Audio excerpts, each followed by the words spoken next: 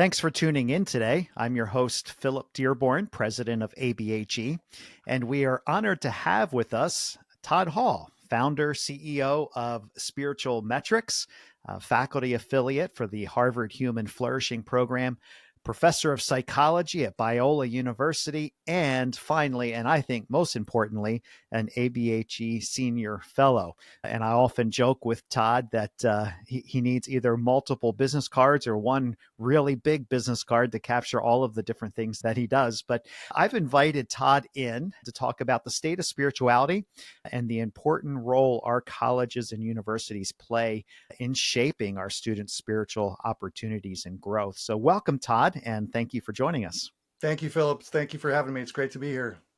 Absolutely. So before we get into some questions, just so that our audience can get to know you a little bit, kick off our conversation by reflecting back over your life experiences, your ministry experiences, your higher ed experiences. Share with us one defining moment that God used in your life to propel you forward, either in your personal life or professional life.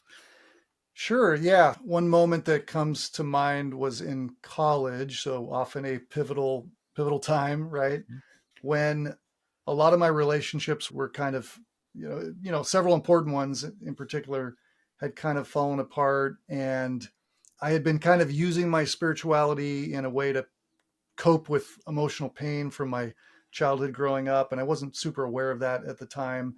So, when these kind of relationships were sort of, crashing and burning, I came to the end of myself. I think probably the first time in a real way that I realized I was trying to do the spiritual journey alone and I needed God's help. And so I turned to God, and sort of asked for help. And one day was wandering around campus, when this happened, and wandered into the chapel at my Christian college for no apparent reason. It was just, sort of a prayer walk, wandering around, and there was somebody speaking in the chapel. To this day, I have no idea who was speaking or what the topic really was. I just sat down in the back for no more than 5 or 10 minutes, but I distinctly remember that the speaker said something, and I felt like God spoke to me, through the speaker. And so it wasn't, it was one of those moments again that I remember. It wasn't an audible voice, but it was a very distinct impression. And what I heard was something like, there are some things inside of you that you need to face, and you need me and others to help you, and I will be with you and I will guide you.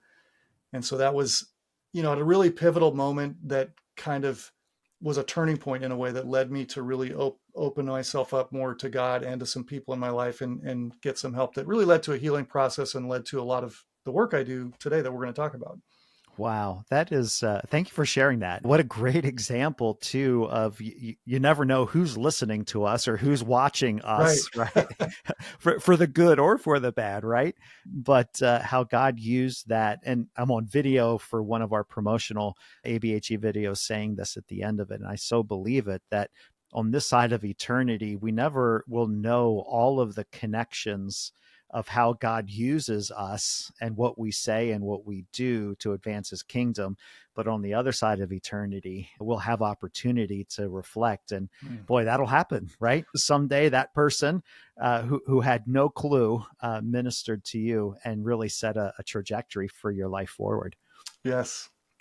Wow. Beautiful. Thanks for sharing that. So, yeah, you're welcome. So let's talk then, because you said this part of that shaping then for you was kind of the journey that you've been on dealing with issues of spirituality. So you've given so much of your life to it. In fact, the inventory stuff that you've been working on, you've been at it over 20 years. Why is this such an area of passion for you? So that also kind of goes back to my story, Philip. And I've told this in different context, tell a little bit of the story in my book, The Connected Life, because it really is pivotal and why I'm passionate about this and do this kind of work. And so the short version of the story is that as far back as I can remember, my mom struggled with pretty significant mental health issues and sadly still does to this day, and left the family when I was pretty young, about 9 years old. Not a lot of contact with her at that point. When there was contact, it was difficult and challenging. And so that led to a lot of disconnection, relational disconnection within my family and friends and really within myself. And as we all do, I developed ways to cope with the pain, but in the end, they were kind of short term, and they kind of backfired and led to a real sense of kind of emptiness and less authentic relationships. And the feeling of being alone and disconnected also seeped into my relationship with God. Really, up through my college years and a lot during college, I felt really distant from God, even though I was, I was reading the Bible, I was taking Bible classes, but I just felt very distant from God, and I really didn't understand why. And later, through a journey really of healing, I realized that all this pain and disconnection that I felt in my relationship with God was linked back to these, early formative childhood Hmm. experiences. And so, basically I realized through my own story and growth over time that our most important human relationships deeply form us and shape our experience of God and our relationship with God. And so if we're going to experience deep healing and growth spiritually, emotionally, all of that at the core of our being, we need to address our relational dynamics and emotions because they're really an integral part of Yeah. our spiritual life, right? We can't separate those. So that's part of what I realized over time. And so as I started to see that in a, sort of a nascent form early on, I realized that psychology had a lot of tools to help us understand and promote spiritual growth. And that's really what Mhm. led me to study clinical psychology and get into this field, particularly for the purpose of integrating psychology and theology and really trying to understand spiritual growth. So that goes all the way back to my dissertation was on How the about that? relationship between spiritual and psychological maturity. And it's just developed from there. Yeah, which is you've added tremendously to our understanding of psychology and theology through your books and through all of the instruments that you've developed on spiritual well-being and emotional well-being, and folks sometimes think that they can't commingle, right? Right. Psychology is the world's approach to dealing with issues, and apart from the Word of God, you can't. Which there's some validity to that, but there actually is quite a bit of interplay between those two disciplines. Definitely, definitely. And that's, Philip, I mean, there's a whole, sort of field or subfield of, integration and just wrestling with those kinds of issues. And I would just say, for people who are interested in that and kind of delving deeper into that, I co-wrote a book with my colleague John Coe called Psychology in the Spirit that Hmm. really, that's what it's about. It addresses all of that is how do we bring these two fields together and really, what does that look like? Yeah, yeah. Well, thanks for sharing the context. Obviously, going back and kind of going to that first question I asked about, that defining moment. You think about all of the people that you've been able to touch that you don't even know through your Right. books, but also through the instruments that you've developed for colleges and universities to use as catalytic moments of that speaker of no one knows who it is, but somehow God uses that into their context, and you will have an eternity to make some of those connections, realizing the impact that you have had. So give us you this is your content area. You have a lot of data behind you. Give us a high level summary of the state of spirituality today. What's the good news? What's the bad news? Yeah, we could spend all day on this, but so I'll start with the bad news so we can end with the good news. So the bad news won't, this won't be a surprise to those of you listening, but one thing would be that we are living in the midst of a mental health and connection crisis. Hmm. And so there's a lot of, data around that, as you mentioned, Philip. So, part of it's stress. There's no secret that there's an enormous amount of stress going on in the world today. There's been a pandemic, there are wars going on, there's been a ton of social unrest. And so that's going on, but that's amplified an already existing trend of rising mental health issues. So that was Mhm. already happening before the pandemic, that mental health issues were on the rise. And research is showing a decline in mental health during the pandemic, at least in the US. And this is one place we see this is the American Psychological Association does a report every year called Stress in America. And they concluded their 2020 report. So right, during COVID, saying we are facing a national mental health crisis that could yield serious health and social consequences for years to come. So there's all this stress and mental health issues, but I would argue that the root cause really is social disconnection, which goes back to my story that I just mentioned. Yeah. These external stressors are going on.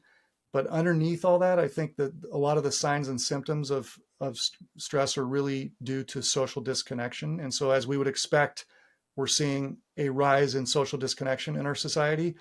One of the leaders who's speaking to this really well and directly is Dr. Vivek Murthy, who's our US Surgeon General. So he's really made this really the forefront of his agenda.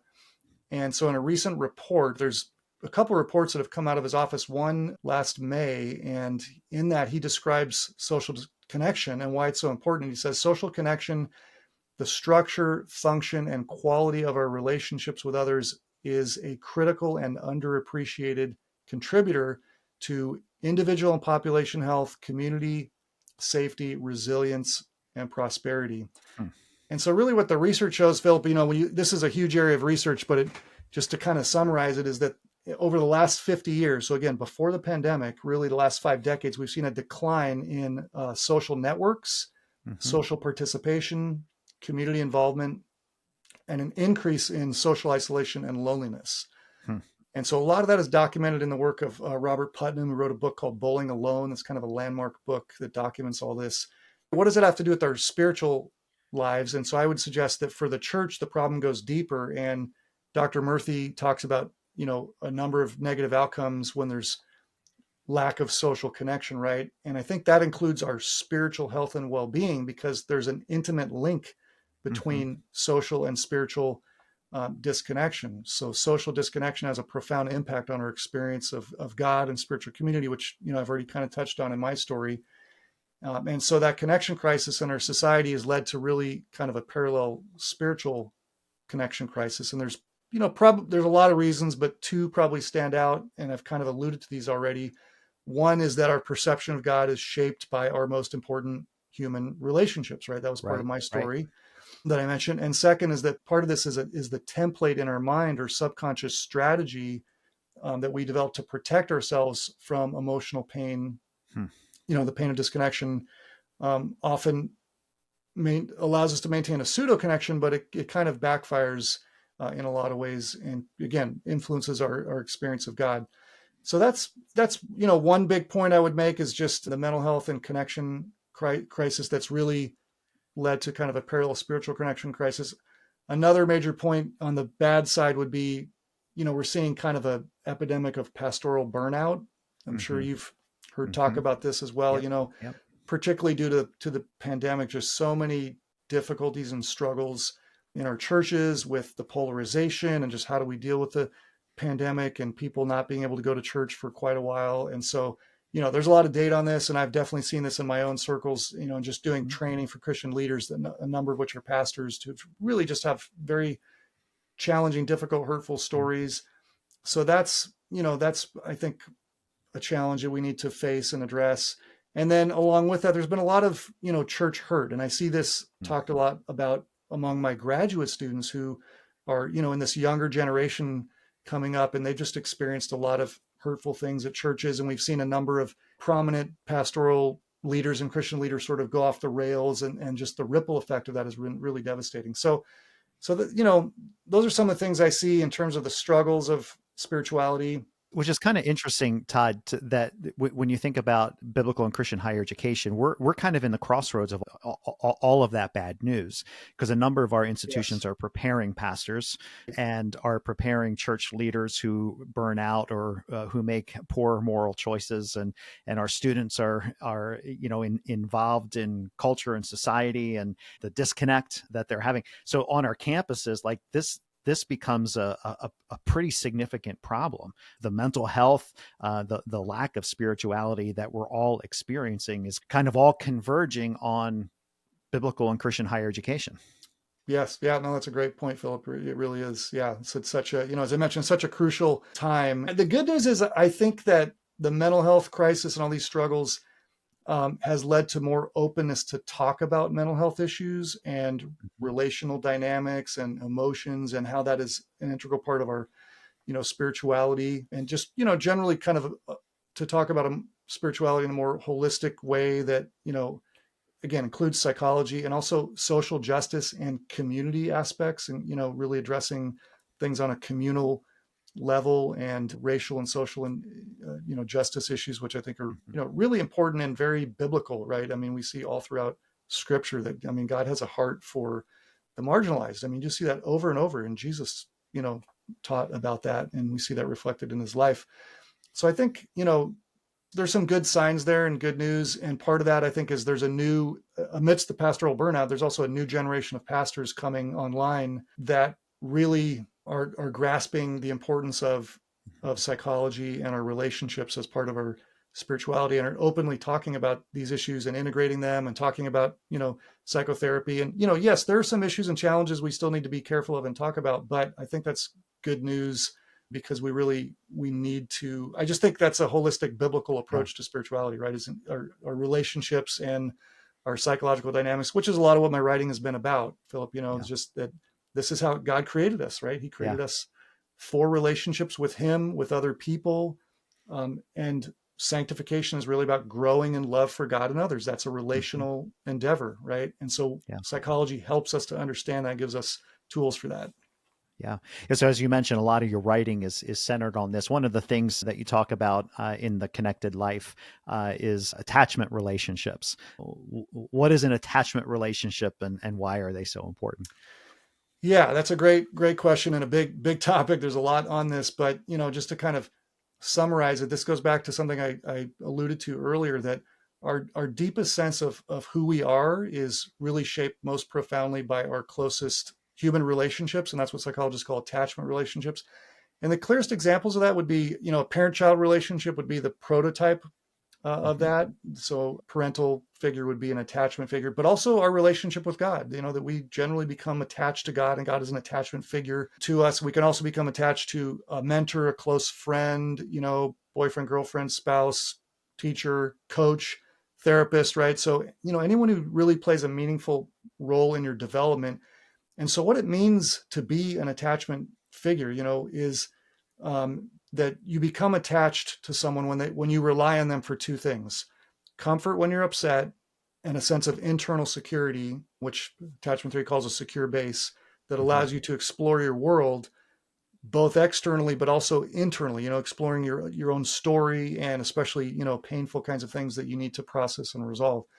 So what happens is that patterns that occur in our important relationships are etched or encoded into a gut level or implicit form of memory, just called it, implicit memory, of how relationships work for us based on our past experiences. So those past experiences and relationships are always online, shaping and influencing how we relate. I call them attachment filters, because that's how they function, right? They filter our perception of relationships without our conscious awareness. That's part of why they're so important. You asked, why are they important? Because they filter our perception and experience of relationships with God, with, especially the important people in our life, outside of our awareness. And so they have a big impact, and we need to, Is there a formative age that these relationships where the attachment happens more readily than another age? Does that make sense? yes, definitely. Yeah. The first 2 to 3 years of life, there's a lot of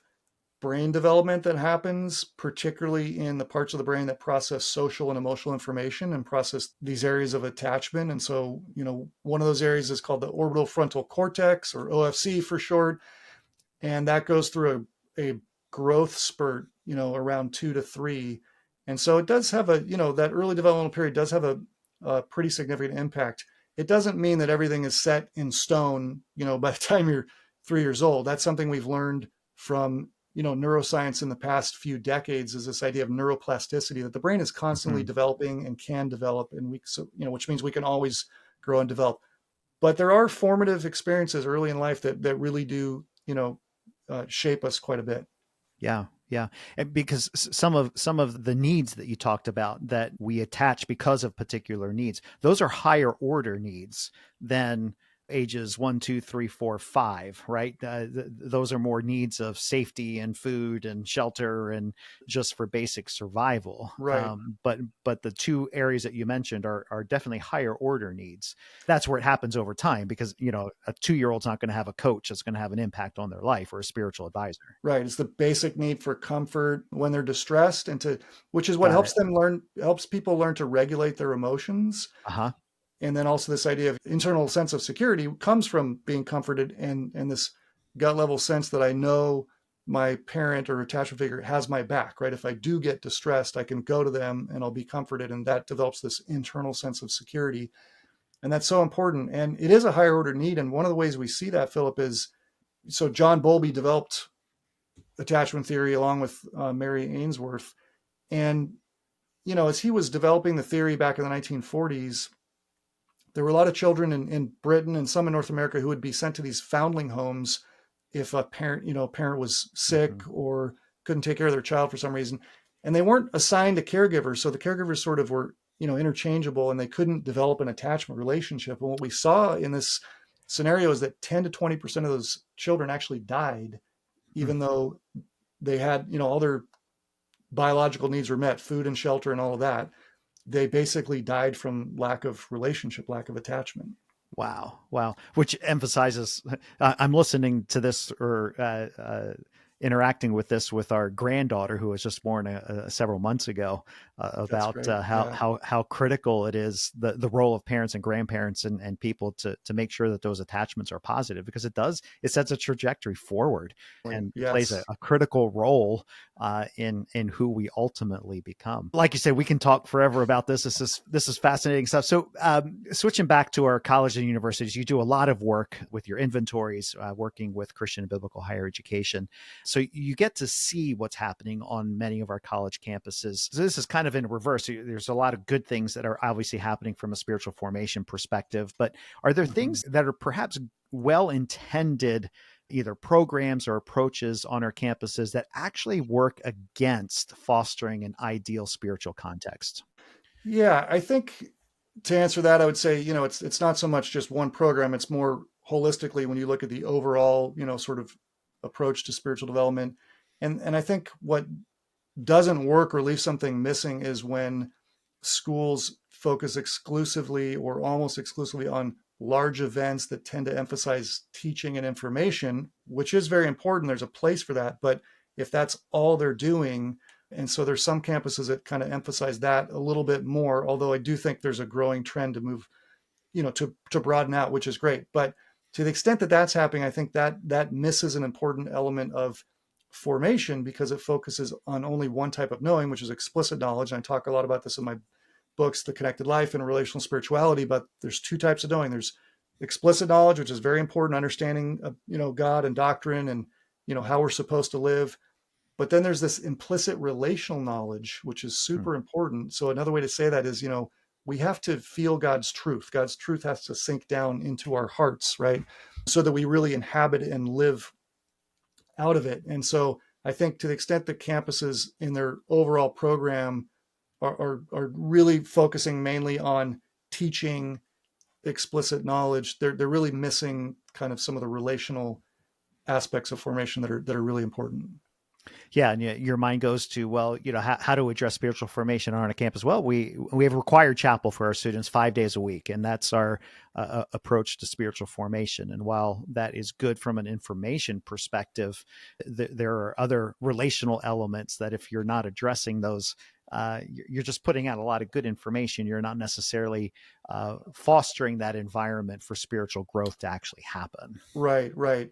Yeah, and just to add to that, Philip, I would say, also students they need venues to just process the information at a deeper level, and they Yeah. need to see intellectual humility modeled, So sometimes there are contexts where, there may be, debates or teaching on things, but there's, you know, intellectual humility is lacking, and there's not a venue or a place to kind of process what this means for me more deeply rather than just information, as you said. Yeah, and especially in today's culture, because that's part of their makeup and how they process information, is they need the space in order to do that, which refers back to one of your other points, is that there's an openness to spirituality, and we need to create those spaces for that to happen, and for them to intellectually engage with information and not ignore it or diminish their perspective, because that's the framework from which they're coming, and they're Right. trying to wrestle with these big ideas of what they experience versus what does the word of God say about this, and how does all of that come together. Right, right, exactly. So it's a matter of, yes, the teaching, the explicit knowledge is very important, but it's got to be integrated with Yeah. relational processing, especially because, as you were kind of alluding to, Philip, I mean, there's so much information accessible right nowadays with social media and the internet and now AI on the scene, right? But a lot of it is conflicting and it's not synthesized, integrated biblical worldview, right? In order for them to really, again, inhabit it, they need space to really process their questions and doubts and synthesize a lot of this information. Yeah. Yeah. Well, we're coming to the end of our episode, and we have about 3 minutes left, which is perfect. I'll give you a minute for each one of these. How about that? In your book, The Connected Life, you have listeners who are leaders in biblical and Christian higher education.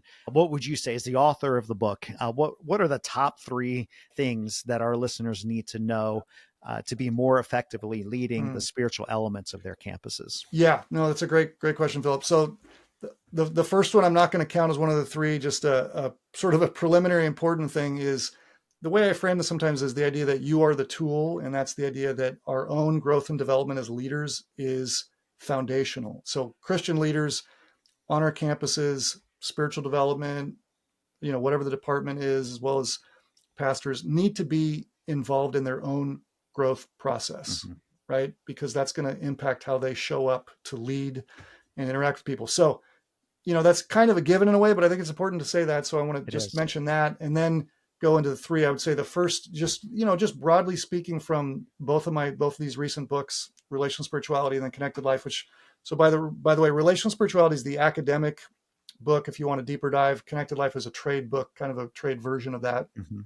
So the first thing I would say is, what I've already alluded to is addressing attachment to God, addressing the importance of attachment and how that plays out and influences our relationship with God. So just understanding that every student, staff, faculty member on your campus has a story of deep attachment needs that shapes their experience of God and their perception of God and how they relate to God and their spirituality more generally. And then along with that, just understanding that transformation occurs through new relational experiences, which goes back to what we were just talking about, Philip, right? Of just students need spaces to process things relationally, not just information, even though that's important. So that's the first thing I would say. Second thing I would say is related is addressing the 2 ways of knowing. Make sure you think about how are we helping students integrate explicit knowledge about God and theology and doctrine and how to live and implicit relational knowledge. So a deeper gut level knowing of how to love essentially. And so that can inform your programming because we need both of these approaches to help them integrate. So how I describe this sometimes is, on the one hand, students need to feel God's truth, as I mentioned. So that's kind of one way of integrating. And then we also need to help them interpret their experience, so that's sort of like top down and bottom up, right? It's like top down is, okay, there's, God's truth that we're learning, but we need to feel and experience that so we can inhabit it. So how do we help our students do that? And then we also need to help them interpret their experience. And a lot of that happens through story. And in order to do all that, we need to create psychological safety so that students feel safe to share their story and process it, right? And so we could elaborate on that, but that's kind of a second major thing. And then a third point is just a way to think about community as you think about a community, that you're establishing or, shaping on your campus. And so one of the things I talk about in the books is this idea of authoritative spiritual communities. And so that's drawn from the authoritative parenting literature. And essentially what that is it's the idea that we need to integrate and blend, on the one hand, warmth and connection, and on the other hand, what I would call moral structure. And so there's actually been some work by social scientists on this idea of authoritative communities because they saw that they really concluded that a lot of the problems we're seeing among our children in the last few decades is due to the breakdown of community and the need for connection. And so, and this wasn't an explicitly Christian group. There are a few Christians on that panel, but they really came up with this idea, authoritative community. And I think it really is a beautiful way to describe the church in a way, right? The church is and should be an authoritative community, right? There's love, warmth, connection, encouragement, bearing each other's burdens, right? Ephesians 4 is all about this. But there's also moral structure, and they're multi-generational communities. And the moral structure is that, as I become attached to leaders in my community, I want to be like them, and I care about their evaluation of me, right? And so if I cross a line or go outside of God's boundaries, in some way, that's going to impact that relationship. And so there is a moral structure there. And that's how it gets internalized, right? Is that I see how my leaders are living out God's values. And I take that in because I want to be like them because I'm connected to them. So authoritative spiritual community, I think, is a really nice way to just help frame what you're trying to create in your Yeah. community. Yeah. Wow. Well, we've reached the end of our time together. So thank you, Todd, for sharing your wisdom and experiences with us today. Well, thank you, Philip. Really appreciate you having me on.